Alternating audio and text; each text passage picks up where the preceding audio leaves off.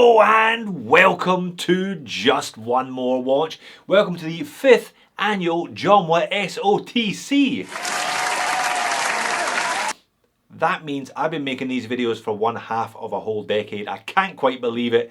And it's all thanks to you watching them. Thank you all again. YouTube has changed my life for the better. I still have a huge amount of fun making these videos. I hope that comes across. In previous years, when the SOTC was looming on the horizon, I've always got into a bit of a panic and sold off a bunch of watches. I've always thought you've got far too many. Nobody needs that many watches. It's ridiculous. Have a bit of a cull.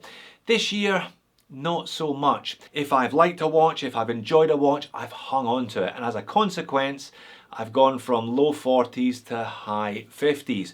Nobody does need this many watches, but I guess I've got this channel so I can get away with pretty much anything. Previous years, I've stacked the watches in the SOTC in a variety of different fashions. I've done it in chronological order, or how long I've owned them. I've done it in price order from cheapest to most expensive. Last year, I stacked them according to how much wrist time they'd had over the previous 12 months. This year, there are so bloody many of them, I thought I would split them up into categories. Dive watches, chronograph, digital, vintage, etc, etc, and a small miscellaneous section at the back end for watches like this one that I just don't know exactly what bracket they fit in. I think it's an amazing collection. Not a huge amount of luxury pieces, but there is just so much variety, especially when I've expanded into the mid-50s. You may of course disagree, that's fine. Leave me a comment, let me know what you like, let me know what you don't like. Let me know what you think I'm missing. Let's flip the camera and have a look at them. All right, I'm going to show each watch wrist shot style with a little bit of waffle for each. That has worked well in previous years, but I thought I would do a literal top-down overview of each of the categories and start with a relatively new category, vintage. I've always said that vintage was a minefield and to avoid it, but this year I bought 4 new vintage watches, or new to me anyway, all at once. I've always had some older pieces in my collection, but now there are enough of them to justify their own little subsection. And you know what? It's still a minefield. I'm going to talk you through each one in order. The last in each category that I show is going to be my favourite from that category. The vintage category could equally have been labelled the dead Omega category because there are 3 of them. This one only dead because it needs a new battery. A really important little watch for me in my kind of watch collection journey, my watch story, if you will. This was a hand-me-down from my father in 1991 maybe, I think. I must have been about 15 or 16. It's from 1982, it's 34mm, it is super slim, it's quartz, and it is on a jingly jangly Jubilee, and I just love this watch. It's still in fantastic condition. I got it serviced by Omega a number of years ago. It just needs a battery. It's going nowhere. I'll have this watch forever. Dead Omega number 2 then, and this one is actually dead. It needs a new movement, not just a new battery, because I beat it to death. This is an Omega Seamaster 200, now known as the pre-Bond. It obviously wasn't known as the pre-Bond until there was a Bond Omega. This is a late 80s, I think it's a 1988. I picked it up used in 2000 and I wore it for a decade, and I wore it hard for a decade. As you can see, it was my daily companion, and some of my activities between the ages of 25 and 35 are etched all over that bezel. Oh, if only watches could talk. I keep saying I'm going to get this one repaired. I'm not in that much of a rush to do so. Lovely watch, 39mm integrated bracelet, very much of its kind. Another watch that I will never sell. Maybe I'll repair it at some stage. Dead Omega number 3 then, this beautiful Genève from the late 1960s. Not as dead as the others. This is an auto, and as you can see it's ticking, but it ticks twice when it should only tick once. It is running outrageously fast. This is the reason why I avoided vintage watches seriously for about 5 years, because I bought this one not long after I bought it, like literally a couple of days after I bought it, it broke. It's not magnetised. I believe it's a relatively simple fix. Every year I show it to you and say, yeah, I'm going to get it fixed next year. Here I am showing it to you saying, yeah, I'm going to get fixed in 2022. Maybe I will, maybe I won't. Next up, it's the first of what was a batch of small gold-plated vintage style watches that I got from my friend Ashley about 6 months ago. Beautiful little Certina, manual wind, small second. This one, I swear though, the acrylic wasn't cracked when I last put it in the box. It's broken in the box. That's how much of a minefield vintage really is. Beautiful little thing though. Yeah, maybe that's added to the repair list for next year. This one works though, a very pretty little Langle, 21 jewel, and as you can see there, a date complication at 3 o'clock with the date wheel in red, which I think is a very nice little touch. Got these 6 months ago, like I said. I've probably worn each of them twice each, and that's fine. That's where they'll fit into my collection. Leave them in the box, give them a wind occasionally, pop them on wrist occasionally, as the mood suits me. This Lackle was arguably the pick of the bunch that I got from Ashley and has seen a bit more wrist time than the others as a consequence. It's an auto, it's a little bit thicker, it's still only a 34mm, but a little bit thicker and a little bit chunkier as a consequence. Looks like the handset has shrunk over the preceding 50 years though. The last of the vintage section, and my favourite, is my grandfather's little 34mm cami. Not a flash watch, not an expensive watch. My grandfather was neither a flashy nor a rich man, but it is just so nice to have a little bit of him that I can wear occasionally. That's why a lot of us get into watches, because of our fathers, because of our grandfathers, our mothers or our grandmothers. And it's great to have these legacy pieces, these heirloom pieces that we can pass down in due course to the next generation. And here's hoping one day they will be a JOMW Junior that I can pass this one and a lot of the other ones on to as well. Right, next category then, digital, which in all bar one case is synonymous with Casio. You saw from the vintage selection, Omega, an important watch brand for me historically and one that's very close to my heart. The other is Casio. First watch I ever remember owning and wearing was a Casio. That's one of the reasons why I have so many of them today. The other reason is because I think they're amazing. And this is that first watch. It's not the same watch, it's not the actual unit that I had when I was 10, but it's the same model. It's a Casio W10, and I picked this one up for a large sum of money a couple of years ago from a Spanish dealer, new old stock. Technically, this one could have slotted into the vintage section because I believe it's from about 1986. It has never left the house. It's a safe Jenny Casio. One that really I had no intention of ever taking out and about when I bought it. One that just sits in a watch and reminds me of the good old days, the mid-1980s. Talking of the 1980s, I reckon that the Square G-Shock is a dead set design classic, an icon of horology, and one that you can buy still for less than around $50 US. Not too many designs from 1983 still look as good as this one, I don't think. This is a basic G-Shock DW5600, but it's on an AliExpress titanium kit. I modded it early on last year and decided to keep it on one because I do have another little Square G, which you'll be seeing a little bit later on. Casio Calculator DBC32, not the Marty McFly special. I admit this one is a more recent model. Having said that, it's at least 20 years old because I own one that's 15, but it's a decent sized Casio calculator watch if you want that retro look, but you want something that you can actually read and potentially even use as a calculator. This is the one to go for, and they're dirt cheap. So much so that I've got two of them. This is one of my oldest watches. I bought this one in Singapore in 2007 because I couldn't find one in Australia at the time, meaning it's 15 years old. The case is yellowing slightly, but it's only on its second battery, so that genuine kind of 10-year battery life is true. And what collection is complete without a Casio Royale, the AE1200? This one I modded. I took it apart and cleaned off a lot of the text, which is why perhaps it doesn't quite look like your Casio 1200. Even the Pontiff himself, Archie Luxury, has one of these things. That's how good they are. And again, so economically viable that you may as well have a couple of different ones.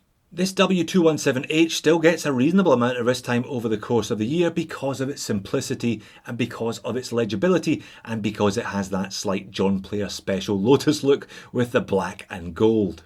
And another watch that I wore a lot this year is the Cassie Oak. I picked up one of these early last year, didn't really give it much wrist time then, but yeah, it came on strong once I got back into cycling last November. It's one of a couple of watches that I wear when I'm on the bike. I like this one with the white hands and the indices. I modded it, but I remodded it. I turned it back to the original. Nice and light, nice and slim, slimmest G-Shock on record, and I reckon a future classic. Talking of classics, I'm a big fan of this. This is the Gerlach Cosmonauta. Kind of left fielder, definitely one I'm going to hang on to though. I picked it up a couple of years ago. I think they're about $300 US now. Sapphire crystal, LED. This one went to space, or it's a reissue of a watch that went to space on the wrist of a Polish cosmonaut, I believe sometime in the mid-1970s. It's got reasonable specs, 100 meters of water resistance. The clasp is the only cheap element of it. Not particularly practical though, because you do need two hands to operate it, and you can't tell what time it is in sunlight. But yeah, a fantastic looking watch, I think. Definitely an oddity, definitely going nowhere. And the last watch from this section, my pick of the bunch, it's a G5600E. It is the solar version of the G-Shock. I think I bought this one last March knowing that it would probably outlast me, and that's not fatalistic. It's just a mark of how well built, how tough these Casios are. It does pretty much everything you could want it to. Sometimes I think, have I got it all wrong? Should I sell everything and just keep one of these? Perhaps not for shirt and tie wear, but everything else, this watch excels. Comfortable, light, rugged, and with all the functionality you could possibly hope for. I wear it a lot. Next category, chronographs. Now, I'm not massively into chronographs, he says, with 7 chronographs on the table in front of him. Normally, I do prefer the simplicity of a 3-hander or 3-hand plus date. So if I'm going to go for a chrono, it's got to be a little bit special. Quite often, it's got to be a little bit fun. And there is a lot of fun on the table, I think. And indeed, is there any more fun in my entire collection than a watermelon themed and coloured chronograph? I reckon Studio Underdog, one of the best things to happen to the microbrand watch world this year. Very well backed on Kickstarter. I think they've sold well since. They have really captured the imagination of the watch press and the watch buying public as well, which is fantastic. He came out with a mint chalk chip one recently, Richard, and there was an April Fool aubergine one that I wish he would bring into production. I got the watermelon. I think it's great. I think it's very similar in size, shape and function to the half-price Seagull 1963, but hey, this one doesn't have watermelon pips on the dial, does it? I love this watch, as you well know. Seagull ST1901 movement, classic size at 38mm. This one's got sapphire, which is why I actually wear it out of the house, unlike my acrylic dome one that I had a few years ago and sold. I tested the 43 recently, but I stuck with the 38. Definitely the size for me.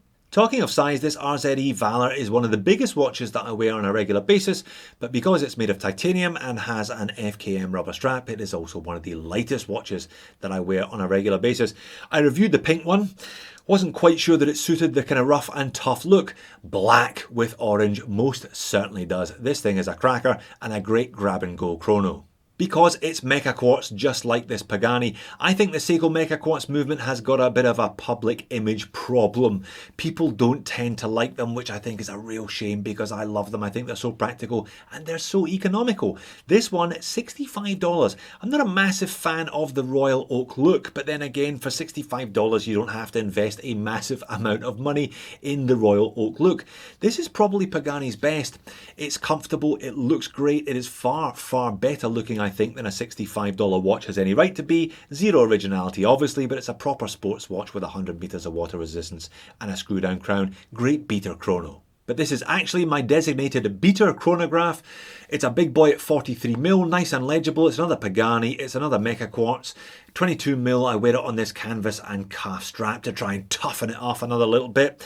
When I first reviewed this one, they were selling them for $35 US. That is a bargain. So after 3 Mecha Quartz, a couple of big chunky auto chronos to finish this little category. This is a Stratton Special and it is my second Stratton Special. I had one in all brown, I sold it, I regretted it almost immediately and I picked this one up last year. Slightly different brown dial but with a cream chapter ring which lightens the whole thing up a little bit. Classic 70s TV style, nice and thick because it is Valjoux 7750, a classic movement. Black date complication there. Love this watch, 100 meters of water resistance. Stratton do sell a mesh, you can put it on that. If you do want to use it as a daily, it's an occasional wear piece for me, and I promise I'm not going to sell this one. You might hear that again over the course of this video though.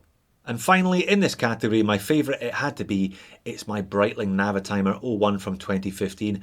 An absolutely beautiful watch, and one which looks like it was bought last week, not 6 years ago, and I intend for it to stay that way. Occasional wear piece, I put this one on maybe only once every couple of months, but it makes me feel so special every time I do. It was a gift from my father. He has been a long time Navitimer owner. He lost one of his that he'd had for about 20 years, claimed on the insurance, gave me the brand new one, and he bought a second-hand one again for himself. So thank you, Dad. I treasure this watch, and I always will. Right, next up, it's a little subcategory that is very near and dear to my heart. It is the GADA watch. Perhaps you won't see that isolated and highlighted quite so often elsewhere. I'm sure you're all familiar with the acronym, Go Anywhere, Do Anything. What do you see on the table? Well, you see 7 rather similar looking watches. All 3-handers, most of them have date complications, all of them have 100 meters of water resistance, all of them come on stainless steel bracelets. All of them can genuinely go from the office to the beach and back again without batting an eyelid. That is why I love wearing this type of watch. And you don't have to spend a fortune to pick up a watch that is a genuine all-rounder. I paid about $75 or the equivalent for one of these. There's white dials, there's black dials, there's blue dials. It was the first Casio edifice that I ever owned, actually, when I bought this one earlier on in the year. Hollow end links, rolled links, and a cheap press clasp. You don't get everything for your money, but you get a great looking little watch. They call this the Casio Aquaterra, or at least I did when I reviewed it. If you don't believe me, there's an Aquaterra along in just a minute for reference. The 80s called. They want their watch back. That was the best comment that I read when I reviewed this one a few months ago. It's the Seiko SRPE, the so-called Dress KX, and I recommend this one if you've got a little bit more to spend than the $75 on the edifice. I reviewed it at the beginning of last year. I said it was the best new Seiko in years, and I knew I was going to have to pick one up. I was delighted to find this two-tone example going cheap a couple of months ago. I'm going to mod it. I'm probably going to put sapphire crystal, maybe do a little bit more work to it, but it's such a clean look. I think it really looks better than just a bezel-less dive watch, which is what people seem to think it is. It's getting harder to find value within the Seiko range these days. I reckon this one offers heaps for not a lot. No originality, but fabulous wearability. This is my favourite San Martin by a mile. It's their 39mm Explorer style watch. I've worn this one heaps.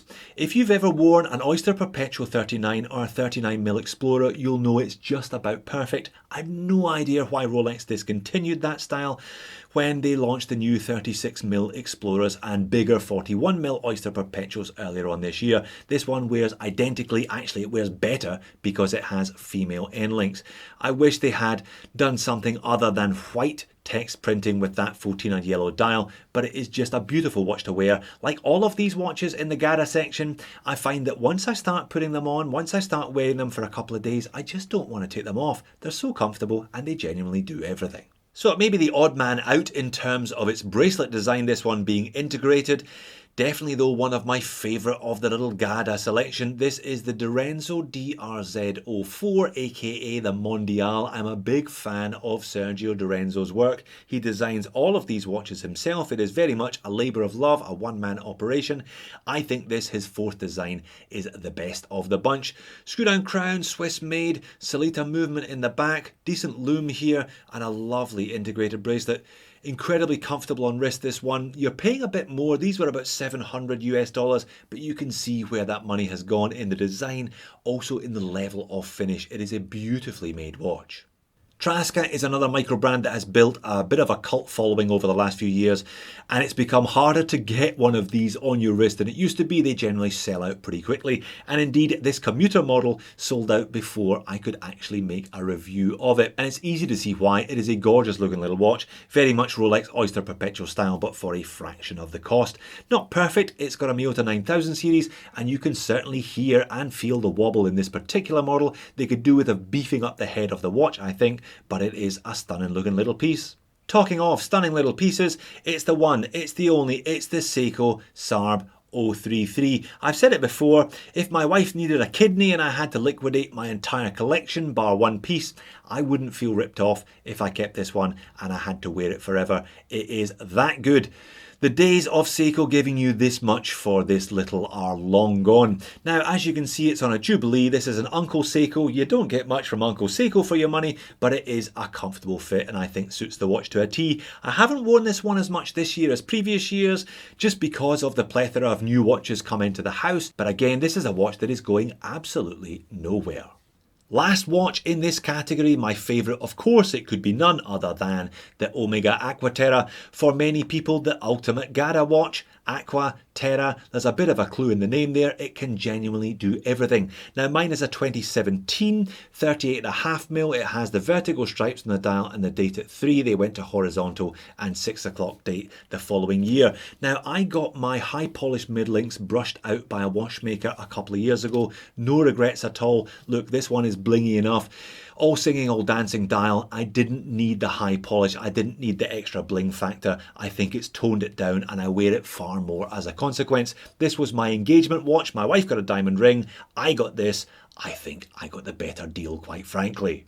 Okay, so dive watches. Yeah, I quite like dive watches, don't I? 17 dive watches on the table. By far the biggest category, and if you have a look at them, all bar 3 of them are basically black dial dive watches. I've said it before, a good black dial diver will do about 99% of what you could possibly ask of it, and I've got, yeah, a few of them.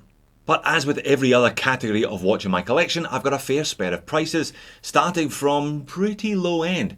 Casio MRW 200H, the ultimate $30 beater watch, only just kind of scrapes in as a dive watch because that is a bi-directional friction bezel and it has a push-pull crown and 100 meters of water resistance. But yeah, it definitely looks like a dive watch, which is why it's here. Cracking watches, these ones. Again, loves me a Casio. No digitals here, but yeah, very much worthy of a place in my collection. And I would imagine many more collections based on just how economically viable it is. Likewise, the Loreo Submariner. This was a very early AliExpress purchase. I've got a green one which I've modded, but yeah, I kind of modded that one to death. This black one is fresher. These are about $55. Seagull movement, sapphire crystal, and it mimics the narrow-lugged 5-digit Submariners of old, which is why I've always had a bit of a soft spot for this one. Talking of mimicking the 5-digit Submariner, it's the Jeanneau Ocean Rover. Do you remember this one? This was pretty much the watch that helped me launch this channel back in March 2017. I bought an original Mark I when they were offering huge discounts for people who would do a review on YouTube or a blog or something else.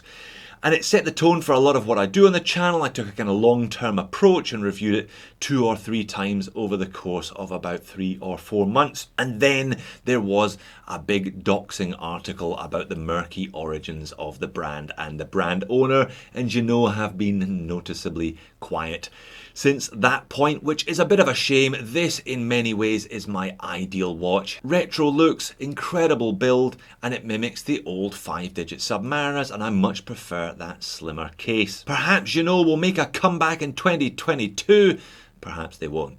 Alright, while we're on the subject of Rolex Submariner homages, I may as well show you my other ones. This is the Chronos. This is the pick of the bunch if you do prefer the larger maxi case style. This, along with the San Martin 139 Explorer style, makes a mockery of more expensive watches. It is so well made. It is almost identical in terms of the way it looks and the way it feels to the standard 40mm Rolex Submariner of last year and backwards. I've got a couple of these actually. This is a Solita powered one with a square date frame and high polished center links. I'll probably swap over the bracelet with a newer version and keep this one long term. Last of the Submariner lookalikes then, it's a Tissel. This one was a present from Adam over at Blue Moose Racing in Melbourne. This is a gorgeous watch. I took my sweet time getting my hands on it to sell. This was very much the darling of the forums maybe 5-6 years ago. Miyota 9000, this is a vintage style one, so it's got box dome sapphire crystal. These are still under 250 quid. They're still therefore fabulous value for money. Last of the borrowed design dive watches then, this is a Steel Dive 1970, aping of course the Seiko 6105-8110 classic cushion case Willard diver of the late 1960s, early 1970s. These are phenomenal value, about $85, $90 on sale, and just all the specs you could possibly hope for. I bought green. I shouldn't have bought green. It doesn't look all that amazing in green. It looks much, much better in black. This one is probably going to be a mod base. Not quite sure what to do with it though. Probably I'll get around to tinkering with this one over the course of the next year. Alright, enough borrowed designs onto some originals. It doesn't get much more original than the Vostok Amphibia, does it? For better or for worse, these are polarizers. Some people love them, some people hate them. I am very much a lover, hence the fact that I've got 3 and a GMT. Have a look around, find one you like the look of or don't hate. Less than $100, they are phenomenal, I promise you. 200 meters of water resistance, acrylic crystal, 10-year service intervals on the movement. They are tough as old Russian boots. I'm a big fan of the 420 case. They're slightly smaller, 39mm with 18mm lug width. This is the Zizou as worn by Bill Murray's character Steve Zissou in Wes Anderson's The Life Aquatique. It does have a picture of Bill Murray on the case back, but don't buy one and then use sunscreen because it no longer looks like Bill Murray. It looks like any other sad old wino in a beanie hat. There's a big mod scene around Vostoks as well. They're eminently modifiable. This is another 420 case, done dress watch style with a champagne dial, gold hands, SKX bezel and insert, and an excellent Meronom Vostok mesh strap. And if you're looking for originality in the microbrand space, why not have a look at Feynman? They were a brand that caught my eye earlier on this year. I bought 2 of their pieces and I have held on to both of them, which I think says a lot. For their designs, definitely a little bit style over substance. This is the Cove, their dive watch in a rotating bezel. The markers are pretty indistinct and the loom isn't fabulous, but it's a ETA 2895 small second. Lovely slim profile and looks like nothing else I've ever seen, which is why I hung on to it. Next up, a little bit of bronze, a little bit of Zelos. Zelos continue to sell out model run after model run, making their owner a multi-millionaire by now, I have no doubt, and well deserved. He's built up a real cult following and made some fantastic watches over the last 5 or 6 years. This, I think, is one of Zelos' very best. It's a Mako 2 in bronze with a meteorite dial. Again, a rebuy. I had a black one, sold it, regretted it, and managed to snag this grey meteorite dial version. Lovely to have a bit of bronze in your collection. Great holiday watches, in and out the pool, in and out the sea. They're so dynamic, they change every time you look down on your wrist. It is a pretty spectacular effect. What collection of dive watches would be complete without a number of Seiko divers? This is the top of the Seiko line as far as I'm concerned. It's the SPB 185, it's the Steel Master. It's a watch I fell madly in love with when I got a loan of one earlier on this year and I knew I had to buy one. But it's a watch that I have fallen out of love with as soon as I opened the packet and realised that the bezel was out of alignment. Ooh, I'm going to have to do something about this one over the course of 2022. I'm going to have to take it in and get the bezel adjusted because it is too good to sit in my box. Slightly rejected as it has been. What a perfect fit for me. About $1,000 these ones, which is why I was so mad when I unboxed it and realised the bezel was out of whack. Come on Seiko, sort yourself out. This is a truly stunning watch, but you're letting yourself down with poor quality control. And of course, if we're talking about Seiko dive watches, we have to talk about the Seiko SKX. This is my lightly modded 013. It's got a loom ceramic bezel insert and a domed sapphire crystal with no anti-reflective coating. I'm not quite sure why I opted for that one. All those years ago when I modded this watch, seen plenty of use this one. As you can see here, a lovely little watch, and again a watch that once I put it on, it's hard to take it off. Light, comfortable, and a great size at around the 38mm. That's not to say that I'm not a fan of its bigger brother, the 007. This is a J model that I think I bought on a dip in the market after they'd been discontinued, but before they became too hard to find. I thought I would get one of these and then not mod it. So this one will keep its hardlex crystal, this one will keep its aluminium bezel insert, this will keep its jingly jangly Jubilee forever. Seiko's not the only Japanese dive watch you can buy and modify, of course. This is my modified Duro, modified with sapphire crystal and an aftermarket bracelet.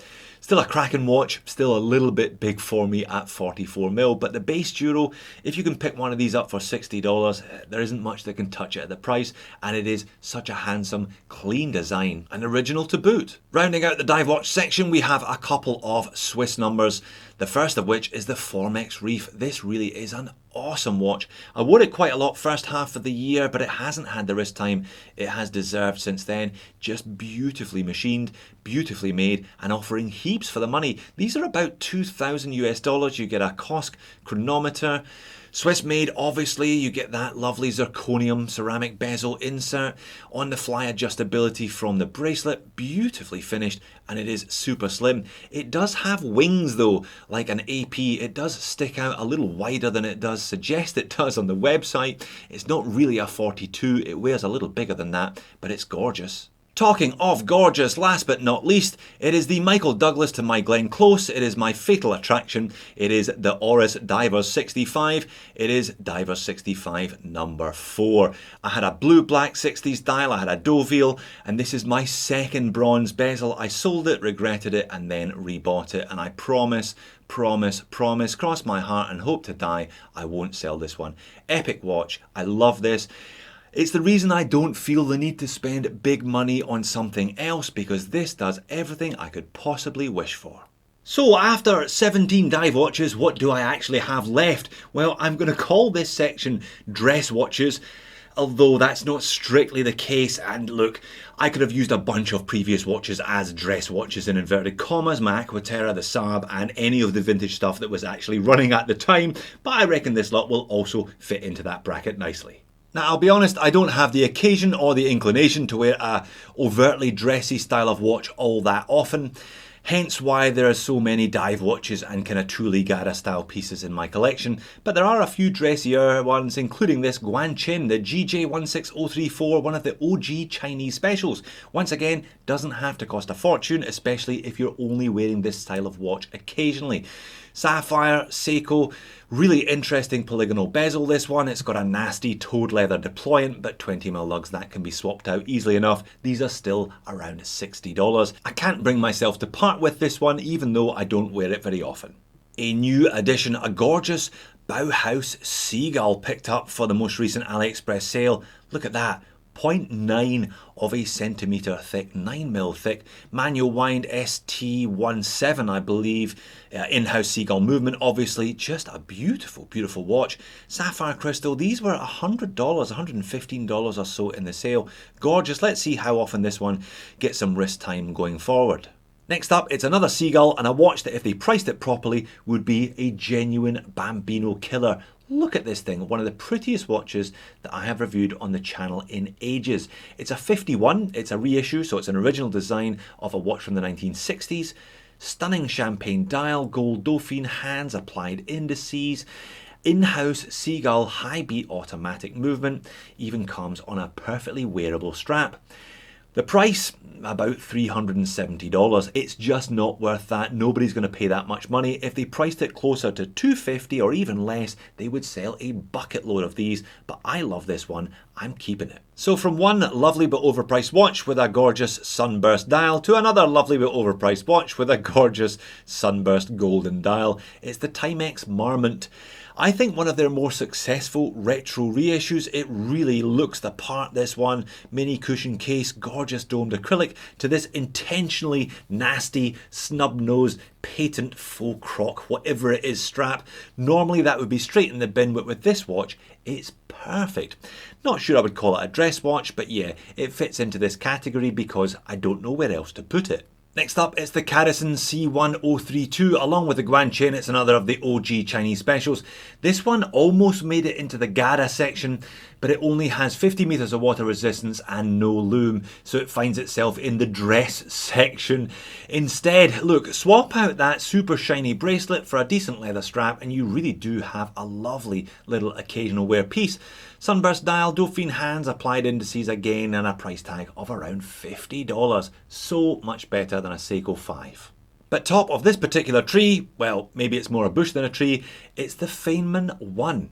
Really unusual watch, this one. I mean, I don't need to tell you that. You can use your eyes and come to that conclusion yourself. But a mesmerising and captivating little thing nonetheless. It's quite chunky, but it's a manual wind. In fact, it's so gorgeous, I'll show you the movement. Look at that, it's an ETA 7001. I've seen this in watches costing 4 or 5 times the price of the Feynman. Like its dive watch cousin the Cove, it's not going to be for everyone, but really has struck a chord with me, the Feynman design language, and I'm delighted to have 2 of them in my collection. Next up, it's a little mini military section. I obviously have a few Pilot's chronographs, but I was surprised by how few field and pilot style three-handers I have in my collection. But I've got a few, here they are. Tip from the top, if you're a flipper, personalise a watch. That way, even if you want to sell it, nobody else will buy it. This is a Dekla Turbulence, German-made, modern Flieger, if you will, modern style pilot's watch on a glow-in-the-dark loomed Marine National strap that Mr. X actually bought me as a gift about 12 months ago. This thing's cracking. You can pretty much custom spec these to your liking. Different hands, different dials, different case finishes, different level of movement, and of course a little bit of customization if you like. One of two vanity exercises coming up. Just one more watch, channel logo under the pinion. It ruins the watch obviously, but I'm never going to sell it. And at the other end of the pilot's watch spectrum, very much, it is the Zelos Skeleton Skyraider. This thing is outrageous. Big ETA manual wind skeletonized movement. Horween leather strap as well. Always so nice to get a Horween from Zelos. These sold out in an instant and are selling at a premium now. Who says you can't speculate on micro brands? It can be done. This is quite a recent pickup. It's the new Seiko 5 field watch. I think this one suits me nicely in terms of its size. It's 39 as opposed to the old 42 and 38. It kind of fits the middle ground. Lovely piece of domed, admittedly hardlex crystal on this one, but they at least upgraded to a 4R hacking and hand winding automatic movement. This one is in the queue for review. Maybe I'll get around to it before the end of the year. And another watch you may well be seeing again on the channel before the end of the year, it's the SWC Bunker. This one is a hot contender for my top 5, bottom 5 list, and it will be featuring in the top half of that list. Fairly simple field watch design, nothing too radical here, but what they've chosen to do, they have done it really, really well. Why use 10 layers of loom when you can use 20 layers of loom? Why use 10 layers of anti-reflective undercoating when you can use 16 layers of anti-reflective undercoating? It doesn't weigh anything at all because it's titanium. This strap is super comfortable. It's just done really nicely. The only thing I don't think they got quite right is the logo and the branding. There's just a bit too much and it all looks a bit dated. But if they can work on that, they have got a hit on their hands. Now, another category of watch that I've managed to amass enough of to justify their own separate inclusion this year, it's the GMT. Kind of makes sense because I do have family on the other side of the world. I should probably daily a GMT if I'm being honest. You need to imagine a fourth watch here, a Mayan Greenwich 38 on a bracelet. By the power of video editing, I will include that one a bit later on. The second full bronze watch in the collection and the second vanity exercise with the channel logo printed on the dial. This is an Arcaido Primo GMT. Got this one a couple of years ago and it was supposed to be my designated holiday watch, but the world had other plans for overseas holidays, did it not? Looking forward to maybe getting this one wet in a foreign pool at some point next year. Undoubtedly one of the best value for money watches, dollar for dollar anyway, that I have in my collection. It's the Vostok Komandierski GMT. Again, 10-year service intervals on a movement, 200 meters of water resistance. It's effectively an amphibia by any other name, but it has a GMT hand. Now, it's slave to the hour hand, so you have to use this bi-directional bezel in order to read the GMT hand. Small second indicator up there at the 10 o'clock. Fantastic watch, very wearable, 22mm lug width on this model. These sell out quickly when they come into stock, easy to understand why.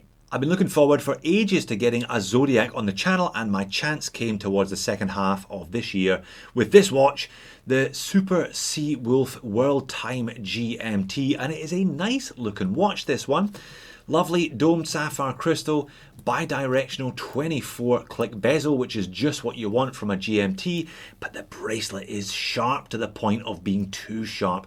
Couple of revisions to this one and they would have a much better watch on their hands. As it is, it's still pretty good. But not as good as my pick of the GMT bunch, the Mayan Greenwich. Again, I reviewed this one a couple of months ago and have really fallen for this rather unusual looking little watch. 38mm, it slots right into that GADA category, but with the added benefit of a GMT complication.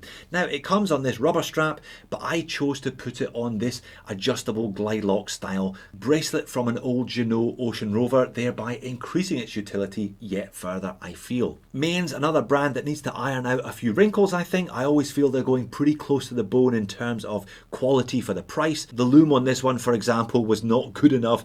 A real surprise considering how big those indices are. If they can sort that out, if they can take their quality up a notch, I can see them becoming a long-term player in the micro market. So what does that leave? Well, not much. It leaves these two, and I just couldn't work out where to put them into any of the other categories. I mean, how do you categorize a solar system aventurine dialed carousel tourbillon and a super light carbon fiber rubber strap chronometer dress watch? I don't know. Yes, indeed, there's a party on my wrist and everyone's invited. Look at this thing. Faintly ridiculous, but very enjoyable if you don't have anything else like it in your collection. It was by far the cheapest tourbillon I had ever seen. Some people claim it's a carousel. I've had a good look at the movement. I still reckon it's a tourbillon. I don't think it matters either way, to be honest, because it cost around $250 at the time that I bought it. Manual wind, obviously, sapphire crystal, not a bad looking movement from the back either. Some of these cheap Chinese movements are rough as guts from the back, but this one is okay. So a fun and interesting watch, and one that I was really excited to receive after I ordered it. Just not quite sure how to wear it. Go on, somebody dare me to daily this one for a month. That would be a trip. And another real oddity is this Formex Essence Ligera. Super light carbon fibre as discussed, titanium movement holder, incredibly comfortable rubber strap. This is unique to Formex, it's adjustable. You're always going to get the right fit from this one. It weighs 60 grams, it's incredibly comfortable. I wear it like a posh G-Shock. I wear it when I'm riding my bike and doing sports, etc, etc. It's so light and so comfortable you don't even notice it. It just looks a bit dull, doesn't it? Well, a 40 plus minute state of the collection video, 64 watches. I just counted them spread across 7 different categories. That's quite an increase. That's a 50% increase since this time last year when I had a mere 42 in my collection. Look, despite the channel name, nobody needs 64 watches. I'm not telling you to go out and buy 64 watches. I've got 64 watches because I've got a YouTube channel and I can just about get away with it. And having said that, I'm probably going to sell a few of these after this video. There's a few that, on reflection, I'm just unlikely to wear over the next 12 months, so I should probably move them on to somebody who'll give them the wrist time they deserve. But what a selection, what a collection. Quite clearly, I'm impressed with the watches that I have managed to amass, especially over the last few years of running this channel. Genuinely one for every occasion, and probably several for occasions that I haven't yet encountered or even am aware of. No great plans for next year, no grails, there's nothing I've got my eye on. I'll just see what happens and see where I end up this time next year. So there you have it. If that wasn't quite enough shots of my wrist and my watches, then why not check out last year's SOTC, or why not have a look at the original one that I made back in 2017. You can see what has changed and what hasn't changed. Thanks for watching. I'll see you in a future video.